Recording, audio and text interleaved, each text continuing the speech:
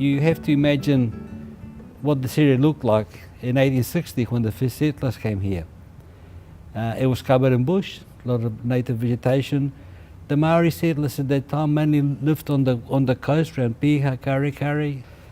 When the settlers came, they set about felling all the vegetation that was here. And that's really where the problem starts. When you got a catchment and you take away all the native vegetation, you immediately cause a whole lot of effects. So typically you increase the peak flow by about 2 to 3 times. So where before there was a natural floodplain that might have been, this high, once you strip the vegetation from a catchment, you increase that flow that much. And the other thing that happens is that once you lay all that land bare, you generate a whole lot of erosion and a whole lot of sediment. And my mother was born in that catchment, and she used to often say, this area used to flood all the way up to here, they've allowed houses. So it was not a new issue, but Waitakere inherited that issue. Just down the road here in Smyth and Wiltshire Crescent, the government built a whole lot of state houses right in the middle of the floodplain. So surprise, surprise, a flood came along about 1964 and all those houses were flooded. So that was the first time that the authorities started to become aware of the flooding issues. This was very much part of what the whole of Project Twin Streams was about, really, to deal with the flooding. So after that, as development takes place and we start to get a lot of hard surfaces, roads and roofs and so on, the flooding gets worse. So it got to the point where about the early 90s, the regional council told the council that if something isn't done about the flooding, we will not allow any more development in the catchment. So, you're talking about an area with about 100,000 people, so that wouldn't be palatable to the council to say, well, you can't develop your land anymore, you can't have shops, you can't have factories and so on. So the council started to look at options to deal with all that flooding. And we sat at Dorothy's dining room table and she showed me a big map of all of the catchments in the whole Waitakere area and talked about the relationship between all the catchments and how we needed to come up with a plan that was like a big single catchment management plan and how we could talk to our community about why stormwater was so important and how people needed to care for these streams. And I realised, thinking back now, that was probably one of the earliest discussions around Project Twin Streams. The regional council started to promote water quality. So it became an opportunity to look at, could we sort the flooding problem some other way and also address the water quality issue. So there was a whole options that were assessed, and it was concluded the best option would be to actually try and restore the floodplain, bring into place riparian management and so on. And the idea was to plant 15 metres on each side of the streams to filter out the sedimentation as it came down from the roads and over the land and so on, and to actually make the stream banks much more secure so that there was much less crumbling of the earth going into the streams. The degradation of the Waitemata Harbour was and still is of huge concern, and as people looked at and studied the silt layers in areas like Ngataranga Bay, we realised that the heavy metals were coming down the streams from the Waitakeres, being flowing out, degraded into the Waitemata Harbour. There became an opportunity to apply to Infrastructure Auckland for funding for a stream restoration project. And although the idea wasn't called Twin Streams at that stage, but the idea of stream restoration, green ribbons from the harbour through to the Waitakeres, had been with Waitakere City Council for some time. Through Infrastructure Auckland, there became an opportunity for funding that on a large scale. And so Twin Streams, the concept of Twin Streams began to be formed. So the context of the project was effectively money was available, significant amount of money that was available from Infrastructure Auckland, from sale of assets by the then ARC. And then by good luck or good fortune, whatever it is, about 2002, 2003, Infrastructure Auckland decided to set aside funding for stormwater projects. So the council applied for funding and was successful in getting a grant. The first one was about 18 million, and we were really quite scared that we thought we wouldn't get the funding, but in fact Infrastructure Auckland liked the idea so much they said, why don't you put in a comprehensive scheme to restore a whole catchment? So that led to the next phase. Because at that stage I don't think any council had applied in any massive scale for large projects. There was a lot of money available through Infrastructure Auckland, but I don't think anyone was doing anything particularly significant with it. There may have been a stormwater pond or wetland applied for here and there, but mostly they were smaller scale projects, and then these projects were on a massive scale. Just going back to how we determined the budget and where it came from, I'd love to share, because it is one of the most exciting days of my entire life. Tony McGill, in his beautiful Spanish way, had come up with the budget for what we thought it would cost to mitigate stormwater throughout Waitakere, plant up the sides of the streams and to do this citywide. And Tony and I went together to pitch the idea to what was then the funding committee from Auckland Region, IRST, the Auckland Regional Services Trust. And I still remember what I was wearing, and I made sure that I put on a very respectable suit. And Tony and I went and pitched this idea to them, and Gary Taylor, bless his heart and love him forever, was our friendly face in what felt like a kind of Dragon's Den situation. And I can still remember Tony and I coming out onto Queen Street and sort of high-fiving it, because we'd just gone and asked these people for $38 million, which at the time just seemed outrageous. And we got it. It was extraordinary.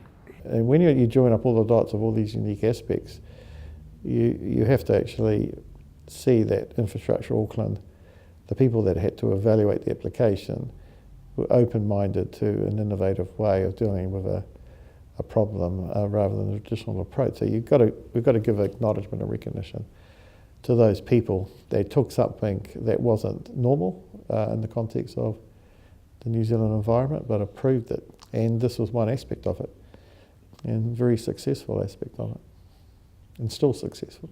The engineers and the creative engineers like Tony and John came to the conclusion that you couldn't solve it by infrastructure, you couldn't build things that would stop that flooding. They started to look at options, traditional engineering options, whether it's building stop banks or building floodgates or a big dam up in the headwaters. And none of them are palatable because of the cost and also the environmental impact. So just to give you an idea, so this is about late 70s, early 80s. A flood scheme was on the order of $80 to $100 million, which is a lot of money for those days. In a New Zealand context, stormwater projects are focused on putting the biggest pipe you can to get the stream that once existed covered over, so you can actually use the land above and get the water out to sea as quick as possible. So this was a totally different approach. This was a soft engineering approach, or a water sensitive design approach. And that was pretty unique in New Zealand at that point in time. Buying up properties to create these enormous stormwater ponds when we had great deluges, and we're going to get more of those with climate change. The idea was multidimensional, and I think that's the thing that really excited me about Project Twin Streams, is its complexity, big strategic vision of an eco-city. What did that mean on the ground? It meant trying to preserve the natural environment while living much more lightly on it. For me, the community approach is essential because that top-down approach simply doesn't work. Sometimes you have to have rules for the odd cowboy around, but generally people appreciate it it's what I call the Agenda 21 approach. If you explain to people what's going on, you involve them in trying to solve whatever it is, it builds their ownership and it's much more likely to last. Well, the sustainable development approach, you can really trace it back to the 92 Rio conference, but before that the Brundtland Commission, where across the world we start to get a consciousness that we can't keep on using our resources forever, that we've got to find that balance between economic growth and everything else. So it's interesting, as an engineer, that 1992 conference, I think we were very focused on, we'll build big things, we won't worry about the consequences, and if it's big, it's really good, it's cost lots of money, it's really good. But I think that, and it came out of, my view is that it came out of that we had a fundamental belief that we could dominate nature.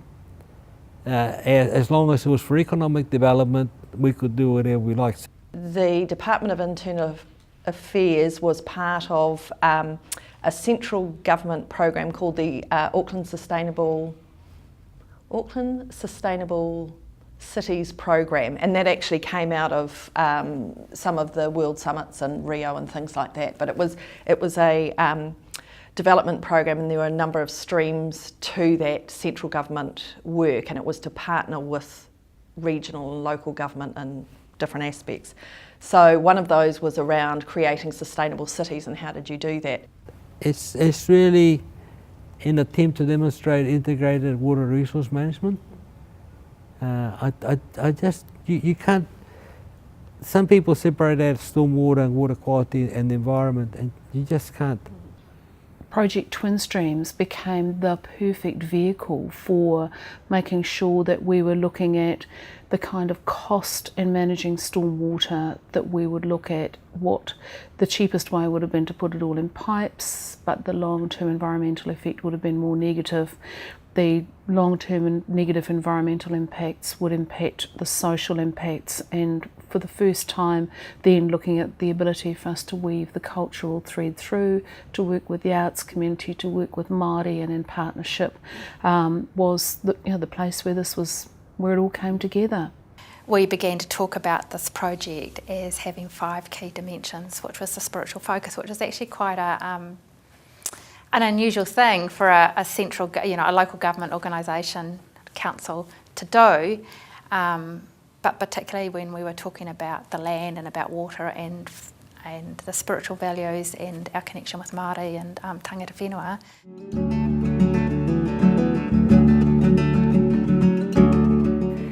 And as luck would have it, although it was unfortunate for the homeowners, we had a major flood in the Henderson Valley area.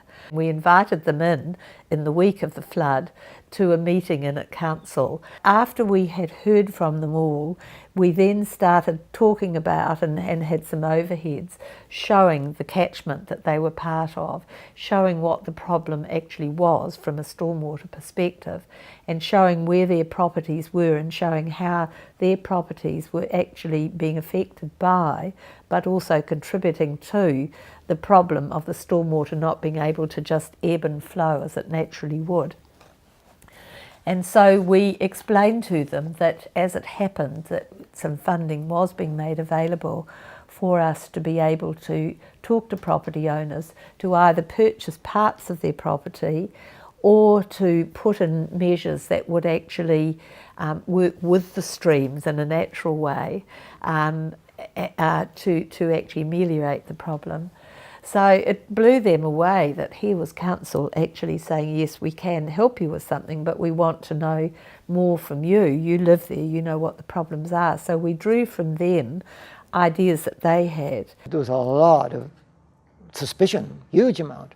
And so we explained what was happening, why we can't put up a dam up there in the hills, and all the costs of trying to sort of keep these things clear and whatnot. So there was a huge amount of education went in first. That's how it started. And then people start to realize that, they are in a difficult situation. Mum and Dad had a big property. So we had apple trees, plum trees, feijoa trees, and this huge willow tree that was home to many ducks when it was pouring with rain. I remember watching the rise of the tide, the creek, and watching that flow. It got a bit scary for a moment then, but it never came up to our steps. It just touched the grass, and then subsided there. Over a period of time, some people agreed quite quickly that they would sell, and so we would go through this very careful process, which took ages actually. Or some took much, much longer, and they would phone and ask to speak to us again, so we would go out or spend a team out again, and so on, until people were ready to make the decision. So at no stage did we have to use a legal process to purchase the properties, which we were entitled to do but didn't want to. And that was Tony's commitment. He said right from the beginning, I will not force people off their land. I felt very proud about that. Because we really, in Waitakere, did social issues really well, without fear or favour, and it was across the board. And everything in a good council is related. The energy that you spend in social issues pays off. In those days, it was perfect. Tasted beautiful. And plenty of wildlife in there. I can remember catching, native trout, cockapoo, with my brothers in the streams at the bottom of the gullies, and plenty of phosphorescence in the streams from the Latia and stuff like that. I remember seeing all those sorts of things in those days. So yeah, it was a fantastic time. The water was beautiful. And again, that's one of those things you tell kids in primary schools today. We used to swim in these streams, and they kind of look at you and think, you're crazy, why would you swim in there? But that's how beautiful our streams used to be. They used to be pristine, you could jump in them and you could drink the water. If you had seen the stream area, especially Upuluku stream, which I was involved with, because I work at the other end of the stream, right at the source of the stream, where it's pristine, and we've got beautiful forest around it, and we've got a campsite at one area there. But at that time, following the stream down into the back of some of the houses and some of the factories, you could just see how uncared for and how unloved it was, and it certainly needed some form of work. Environmental restoration work put towards it. But our backs were to it. We just chuck our rubbish over our shoulder, starting from destroying all of the forest, 100 years ago. And this was about encouraging people to turn around, to see the stream as a living being. But when you start talking to mana whenua, you actually find that there's really more important indicators which are more meaningful. So I remember at a meeting one of them saying, look, the day I know the stream will be good, it's when I can see eels swimming up the stream to spawn. And say, okay, well that's actually more tangible. And in a way it's a lot easier to measure, because you can spend a lot of money measuring water quality and still not come up with any conclusions.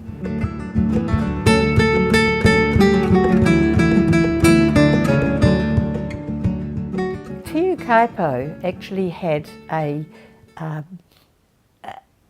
saying for their whole program, which I'd really adopted for Project Twin Streams, which was healing the land, healing the people. And that, for me, is at the heart of Project Twin Streams. You can't heal the land without the people being part of it. And we're talking about a low socio-economic area, not all of whom, but many, people who have had very difficult lives. And there's just been some wonderful, wonderful stories about people who have changed and benefited in so many ways from being part of the project. It gathered momentum, and then of course we borrowed people that were on remand, I guess, the law, school kids, a group of nuns, and always people that were energised for the environment came, and the kids came, schools after school after schools. I was also really aware of the huge range of people who were really quite isolated, the hard to reach, more vulnerable people and so on, new immigrants, mental health clients, kids that had got involved, those might be school dropouts, or they'd got involved in the justice system and so on, as well as grandparents and parents and kids and schools and so on. By working through and with the community, you're actually building that long-term sense of ownership of our places, our local places and our environment, and all of the sense of responsibility that goes with something that you consider to be yours, rather than, oh, it's up to council or it's up to someone else to look after it. I think the community involvement's been vital because these streams flow through a community. Ecologically, everybody knows that we probably should have started in the upper catchments. That's where we should have gone. Makes sense. Starting down here is crazy. But it's not crazy if you think, well, we're going to involve the people, because the people were down here.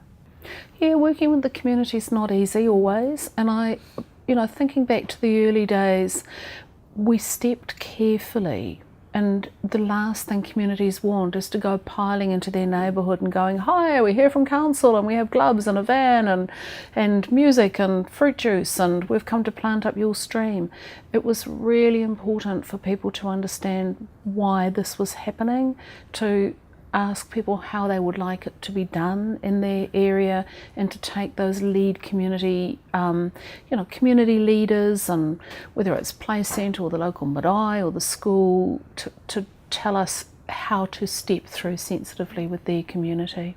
I think it's excellent because it does involve the community, and people are interested in it who go along, and I think it's a really great idea, because I've been able to meet a number of people who I wouldn't have met otherwise because I've been part of this.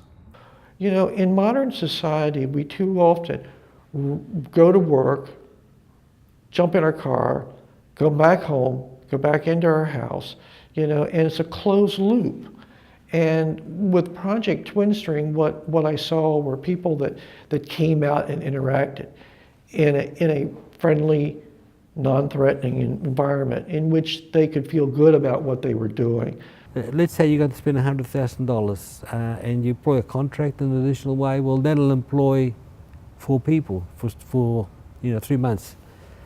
But yet, spending $100,000 with a community organisation has a lot of benefits, because they make that money go a lot further, and they also work about engaging people. So there was something like about 15,000 people involved in the project, indirectly or directly.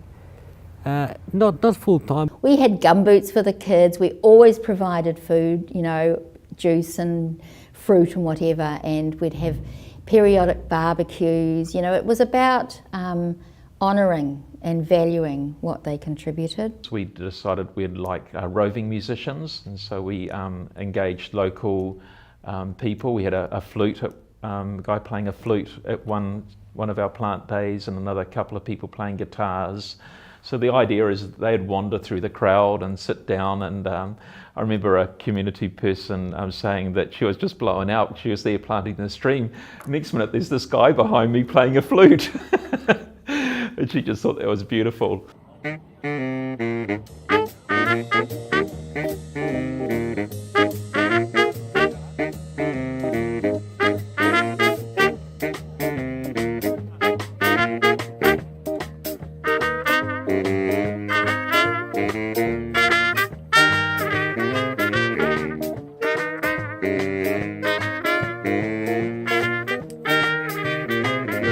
We'll have activities there as well for the children, showing them how to make boats made out of the korari, again the flower stalks of flax, which I used to make as a child, but we're passing it on to this generation's children and showing them how to, so we tried to cater for all age groups, if you like, in different ways. And we'd finish off with, sometimes we'd have music, and also finish off with a barbecue. But for the kids, it was just, they just love nature, and we often say in the project that the kids really get it.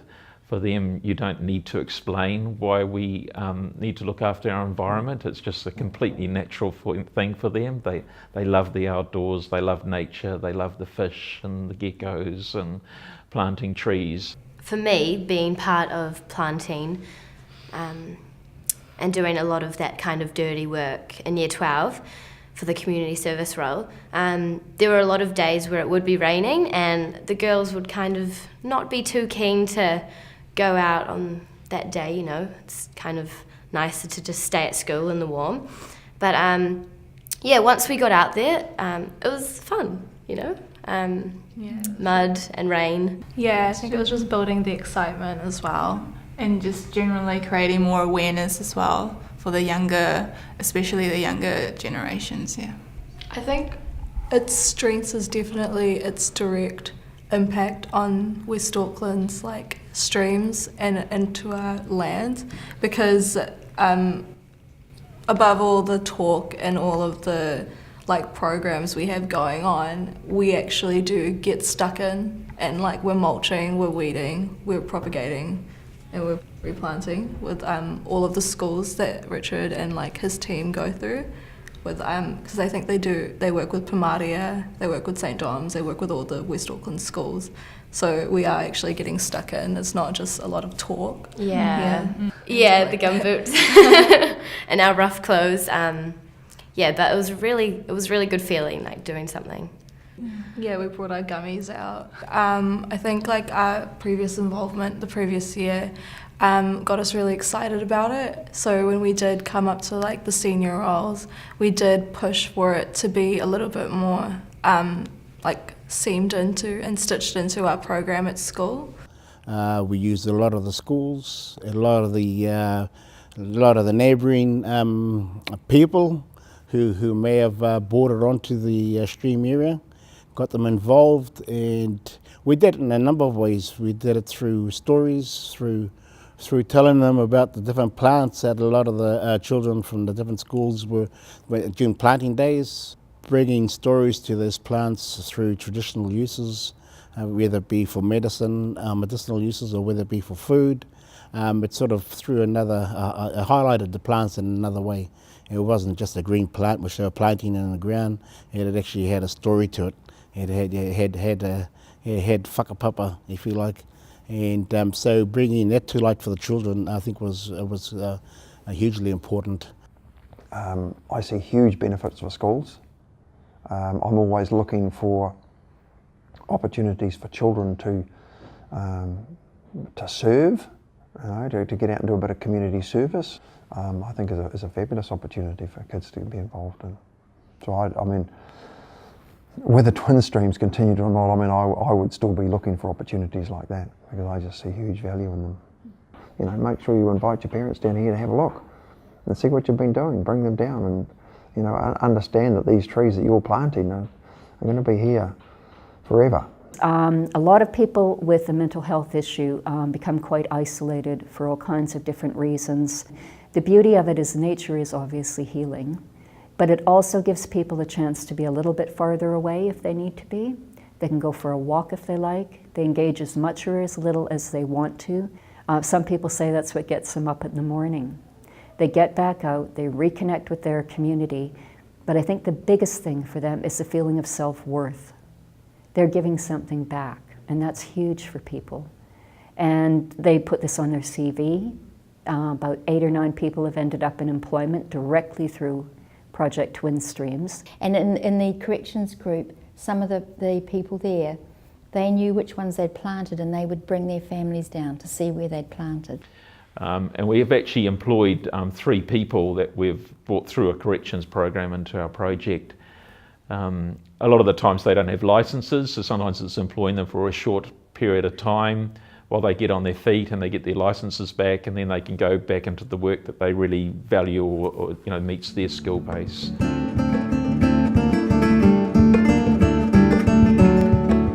Out the back of Glen Eden Township, I think we got a 6 cubic metre skip, and I looked at it and I said to Pam, I said, there's just no way we're going to fill this, and about 3.5 hours later it was completely full. I think we pulled something like 25 tyres out of the stream, 3 mattresses, double beds that people had thrown into the stream, and there was just an enormous amount of rubbish, and that was in maybe a couple of 100-metre stretch of the stream.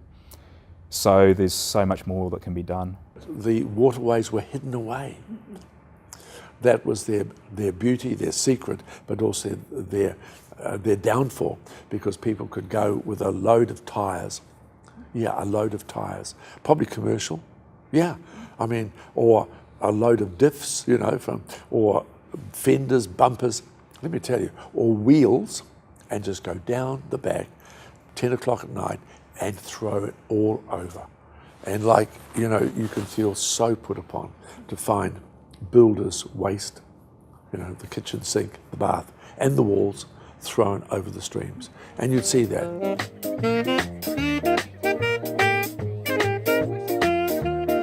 The key to change and engagement was how do you capture people's hearts and minds, and that creativity was a key way of engaging hearts and minds, and it's through doing that that people get in touch with something maybe deeper within themselves, or make a connection to the environmental streams, and then start to think about things differently. So stream restoration projects aren't that sexy, to be honest, and it's really easy to kind of preach to the converted a little bit, and sure, you'll get people that are going to turn up to planting days, and they'll be the same people that turn up all the time.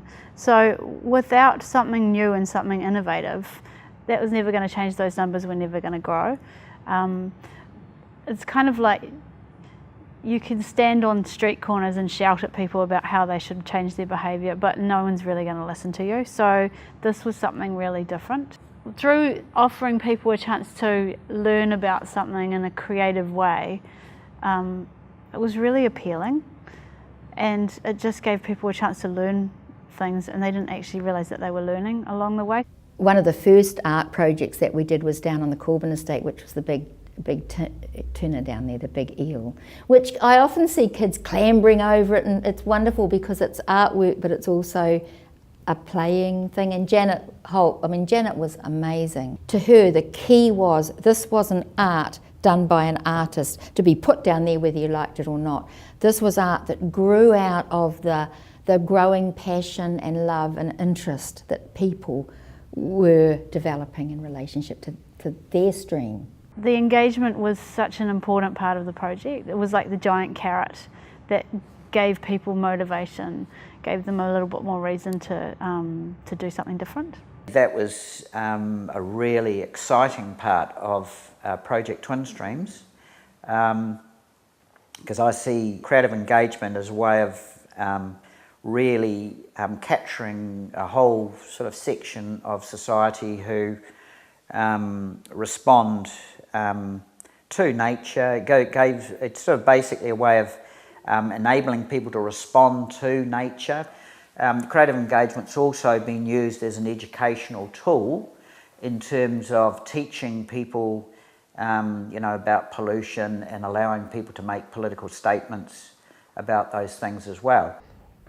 I think it makes it more visual for outsiders to actually see what we're doing, because it's all very well for us to be doing the water testing or invertebrate searches, but that's something that only the students can see, and the parents don't see it, the community doesn't see it. Whereas if we've created a big mural with native fish, native birds, etc., then the community's able to see and then be asking, or at least thinking about the story behind that. So I think that that's a very valuable thing for them to be doing. And certainly we've got some, the current crop of artwork that's been produced by the students of the school with Mandy Patmore this year has been wonderful. I think when we often talk about creative engagement, we do think of the big murals or the big sculptures, and they've been absolutely fantastic. But I also think of the little things that happen down on the plant days when the kids make clay sculptures, or they make designs out of seeds and plants and leaves, and all those things are really, really valuable. The children created the artwork, and it's been built into the stream. And what that does is two things. One is it raises everybody's awareness of the stream and its importance. But I think it has a value in that it imprints on the children this stream experience, which will be in their memory for quite a while. And I would hope that they would carry this into their adult life, and the stream would still be a part of their life as they become parents. The process was always about getting ideas from the community first. So I was always very firm about this. We're about getting the ideas from the kids, if it was a school, for example. which could sometimes be difficult. If it was a huge amount of people involved, it's very difficult to include everybody in the ideas process. So I would find ways to just work with sometimes smaller groups that had been representatives, and slowly you just sort of shake down until you come up with a rough idea of what it is that they might want to do, and what they want to learn along the way as well. That mural, Kei Tua Mai, is a 27-metre long mural on the side of Westfield West City, created over probably about 2 years by over 1,200 members of the community. 27 metres of ceramics that were like a giant stream with over, I think, 500 or 600 ceramic fish in them. Painted panels that gave the impression of lots of community members working alongside the stream doing planting. Yeah, it's just a big old party of awesomeness with heaps of colour and different mediums, and lots of special little people painted on it by heaps of different school children and members of the community. We also had flaxes which were important and had been passed down through Te Kawerau Amaki lineage, also planted in the area as well. And yeah, so, and again, yeah, in the Weaving Circle, which is a Henderson-based group of weavers, they use that little area even now, you know. It is some of the really beautiful things that have happened, and it's the partnership with Māori, like the planting of the medicinal plants along Project Twin Streams, and the generosity of Māori in the work that was done to help get the planting of flax, the harakeke trails, the lovely outreach then by planting flax into the weaving community, back into the marae, the women who were involved in some of that is just, there are some lovely linkages that people might forget, but that flax is still there, those medicinal plants are still there, and I just love that transfer of information and that transfer of humanity through this is, hopefully people will hold on to what happened with that. It's really special.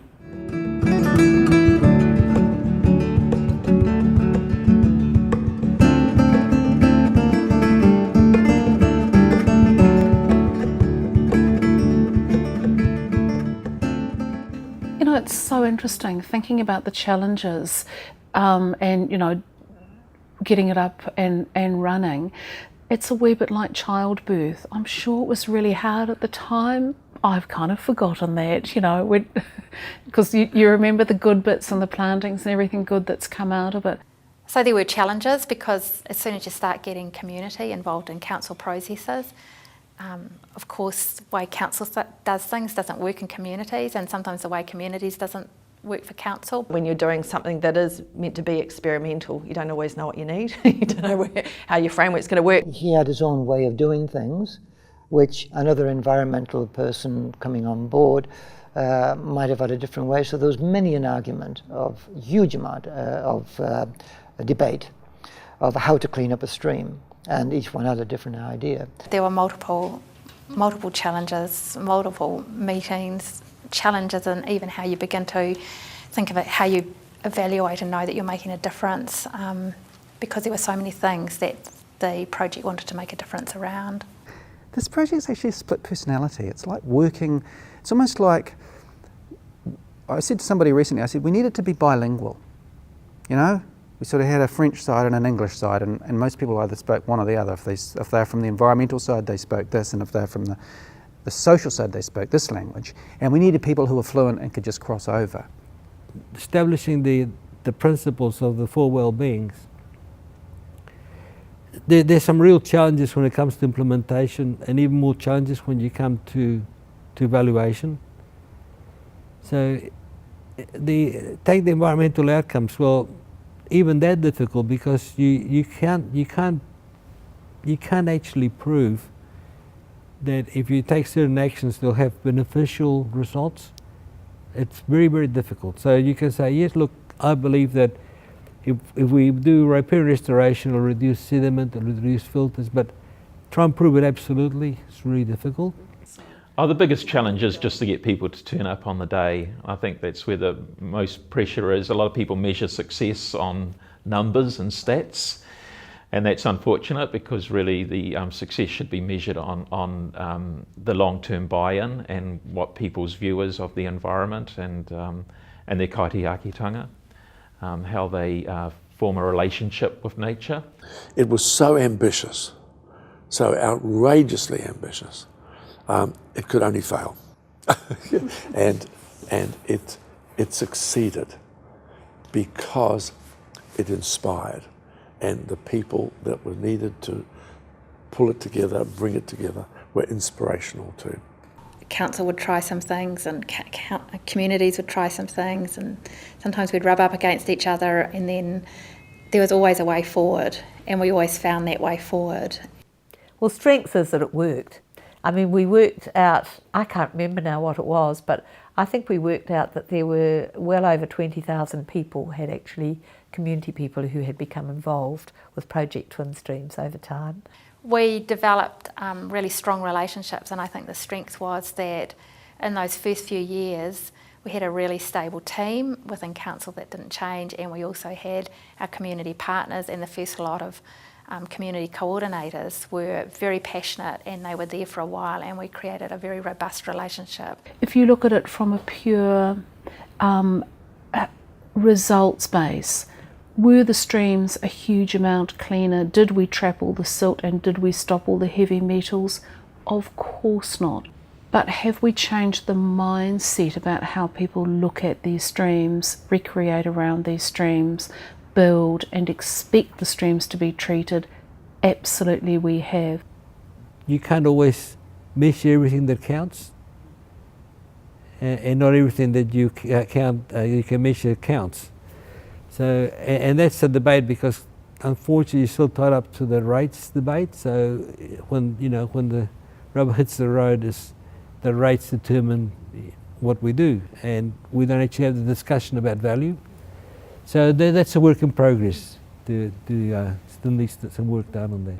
How do we gauge the ripple effect? So the school kids that come down to the stream and are engaged and learning, and then they take that home and share it with their family, and that's the ripple effect that is really hard for us to measure, and it's really, because we can't measure it, it's we don't get the full richness and the value of what the project is actually achieving. So it's an ongoing challenge for us to find a way to value the project as it should be valued, with those far-reaching, ways of connecting with a wider community. Has it achieved its goal?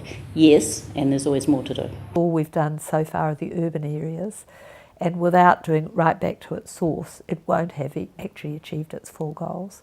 There's always things you can do better. Could we have done it faster? No, I think labour of love needs that care. What is learned every day around the world somewhere, that if you bring people with passion in pursuit of a common objective, they can't fail. And we proved that, because it wasn't one individual. There were some individuals like Tony, as I said to you, his passion is incredible. Dorothy, you're going to see her. Dorothy will underscore, she's an incredible lady. But a unique time when those people were there to come together. One person couldn't have done it. You needed a number of people to do a number of things, supported by the environment of that particular organisation, not willing to give up, and just seeing the vision. There was unity of thought on the vision, which is quite unique. Huge. Yeah. I don't think anybody ever expected that what started out a few clients coming along and doing a little bit of puttering around out by the stream sites was going to have such a huge impact on them and the community. It's been a huge learning for me, and also because I work with a diverse range of people, even with mental and physical ailments, to them they humble me, because for their day out on the stream, it's like, wow, this is nature. They could be pointing at a hebe that's flowering and all these bees, and it's a beautiful way of expressing you know, this is beautiful, and appreciating it. Just being out in nature, just being able to relate to people again, being able to, you know, gain friendships. There's a lot of friendships been gained. And even just walking down the street and saying, hey, you know, that's another project, Twin Streamers. I belong to that group. I belong somewhere. I've made a difference. I've made an impact on my community. What's been learnt is that council organisations can work with the community and encourage the community to look after their natural environment. Yeah, I just think it's really worked. We have whole generations who may never have put their feet in a creek, never splashed water on their friend, you know. So there's a part of enrichment of life that is lost, and I think that that's where we're trying to get back to. And in my experience of observing life, I've seen very, very many smart people come up with great ideas. But unless you can bring the community along with you, the idea often fails. Project Twin Streams was really the first major project in the country that engaged the community in a very large way, beyond what might have been the more traditional engagement of come down to the stream on a Saturday morning and do some planting, you know, being the labour force, but nothing more. You know, partnership and collaboration isn't nirvana. It's not necessarily always the best or cheapest or preferable way of doing things. There are some things that councils or communities should just get on and do themselves. What we need to do is get a more sophisticated understanding of when a community development approach is really going to add value, and when it's makes more sense to just go it alone as an organisation, or as, you know, residents, or as institutions. This is a human altered environment. We need to take account of that more. So some of the plantings that we did early on were wrong. I think from the ecological point of view, actually, I will say this too, again with the plantings and that, I think we should have, I've said this to many people, I think we needed to be flexible enough that we actually we should have set about 30% of those areas around for experimenting, for different types of restoration work, because we only tried one model. You know, I think we would have learnt more if we'd said, look, let's not just go for the outcomes, let's see this as a process that we learn from. Work with the people who live in an area to make transformative change, get people to love and care about an area, and then understand how they can change their behaviour to make it more beautiful and to look after it. And that's all Project Twin Streams ever set out to do. Learn to love your streams and waterways because it'll protect your harbour, and do it in a way that works for your community.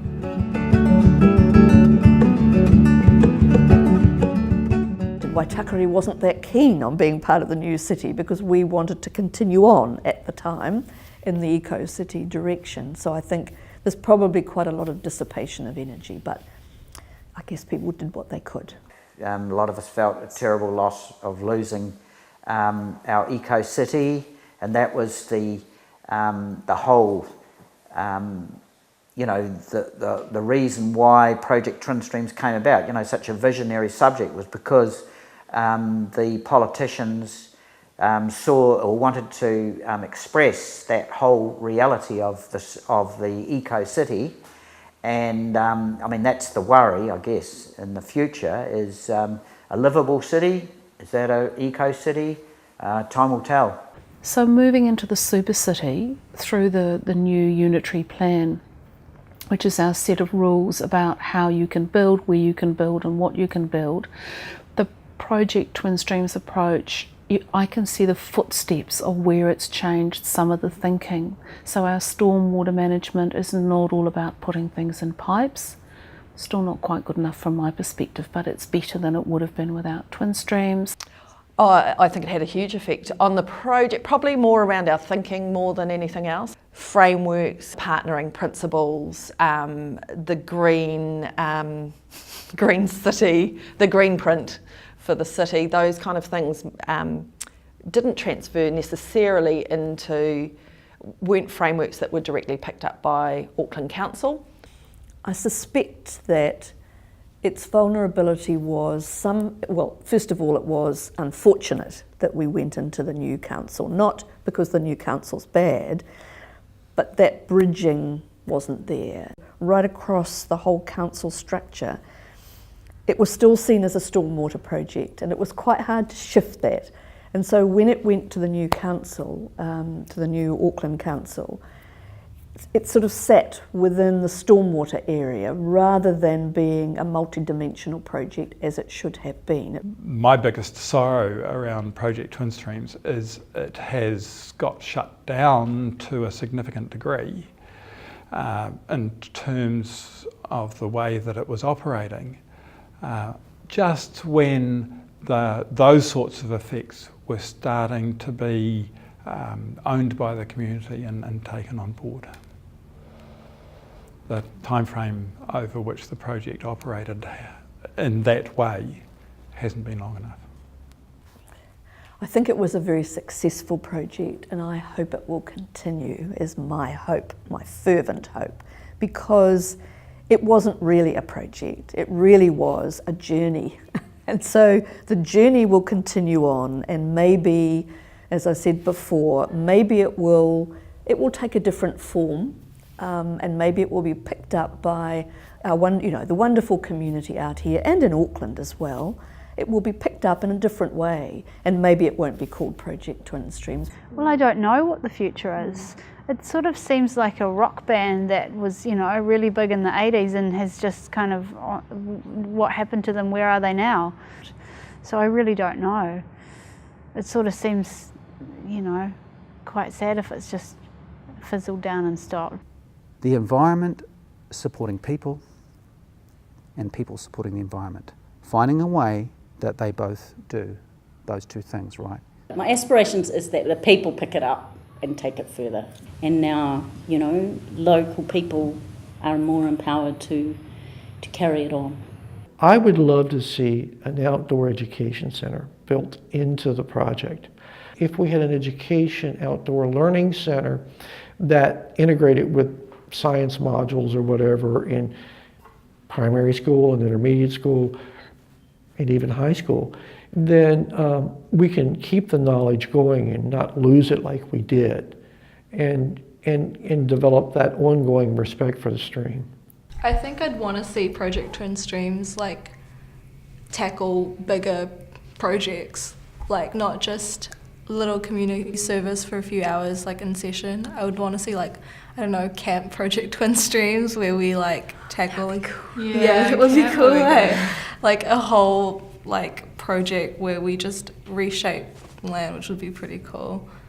From what we achieve in a few hours, it would be amazing to see what a week would do, just getting right into it.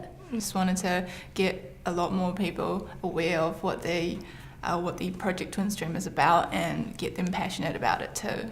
In terms of an aspiration and a vision, I would love to see a council who are not afraid, not risk averse, who embrace community, give community a lot of permission, are willing to take a lot of risks with community, and are willing to fund. But I think the areas could still be used for environmental education programs to run through schools, because now that it's actually set up, the place is flourishing, but the plants are still there, and there are still stories to be told there. By bringing children back down into those areas and sharing with them, the knowledge of those areas. And there's so many different ways that you can tell us stories of an environment, through poetry, through stories, through art. It encompasses all those things, and back to the basic values as I just spoke about. Being able to swim in the streams, that would be the ideal. I think that's not impossible for us to get it back to that state, but we've got to get the community interested, and we've got to get kids interested and see some value in getting out and interacting in that environment, because if they don't want to get out into the stream and explore it, then they're not going to have any desire to keep it clean. So it's a bit of a double-edged sword, really. We've got to somehow still spark that enthusiasm for getting out in the environment, and then hopefully that will have its spin-off effect of saying, okay, well, if we want to do that, we've got to keep it clean. But yeah, that's the mission, I think. The power of vision. Because before there was funding, there was a vision for Twin Streams. It wasn't called Twin Streams, but there was a vision for replanting the stream corridors from the estuary to the Waitakere Ranges. That was amazing to me, the power of vision, how eventually that attracted resources to make it happen. Just getting the word out there and keeping our stories going, because they are so important to maintain and to be heard, and then that might ignite our young ones to see the importance of Twin Streams, the Twin Streams project, yeah, and how vital it is. Because if no one's going to be there to nurture and sustain it, who will be there? Yeah. At a personal level, I feel really proud of Twin Streams, and for me, it feels like it's hard not to get a bit choked up. But Waitakere as a council was pretty special. We did some extraordinary things, and we are and will be remembered, through Project Twin Streams for the passion and commitment and the gorgeous people that were part of that little city. One of the best things I see about my job is that we provide an excuse, and a really valid excuse for me, because I'm all for the environment, for people to come together and do something which isn't that easy in the local hoods anymore. We're all isolated in our little boxes and we go off to work. So having something so wonderfully neutral, but that people can come to and meet each other and do something good is just the blessing that I have, or I get to see. You can change people's behavior. I think we too often get caught up in, we can't do anything, I can't do anything, and I think that the 10 years of this project demonstrates that a lot of people will contribute a lot of time if you make the appeal. The key is that relationship, because you don't trash what you love. And so if you grow that relationship which engages our hearts, our minds, our bodies, our creative flow, yeah, that's forever, yeah. And I guess that building of trust was probably, for me, one of the highlights, because the community organisations felt valued. I'm not saying that it was always perfect, but generally speaking, it was a real sense of a real partnership, not what we normally call partnerships, which are very top-down.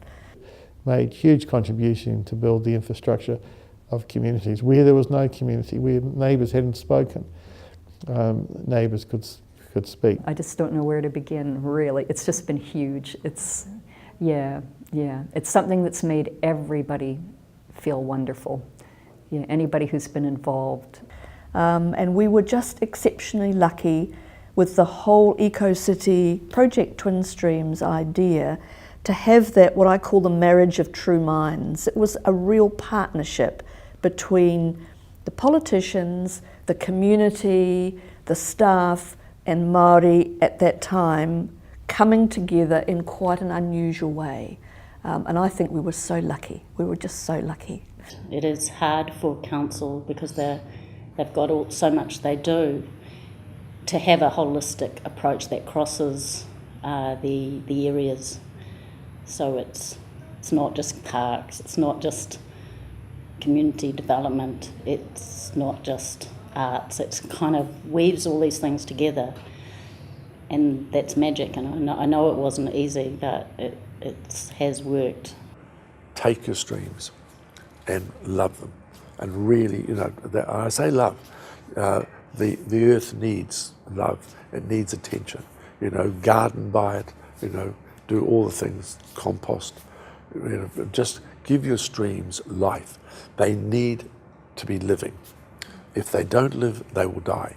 That we forget about our roots, And that is, and I'm not only talking from a Māori perspective, I'm talking everybody. You know, no matter where we come from in the world, all of our ancestors depended on the environment to exist. Acknowledging all those people over the years who have actually been involved with that project and bringing it to where it is today, and including the ones who have passed on. And I'm thinking about Eli Thompson. He was a kaumātua from Te Kōramaki. A project is only as good as the coordinators, without the ones that I were directly involved with. I probably wouldn't have got involved with it either. But but the coordinators overall, right throughout Project Twin Streams, I think, gratitude to them. So I think it was a triumph of a community in love with the environment and in love with the elements. And if there's probably one message you can take away from all that, is that we're addressing issues that have taken place over 260 odd years, and it's going to take quite a long time to try and put those right. It won't be possible to restore. You can't put back what was there once. But I think if we and the community and the council keep on working on it, they will achieve some great results, but it will take time.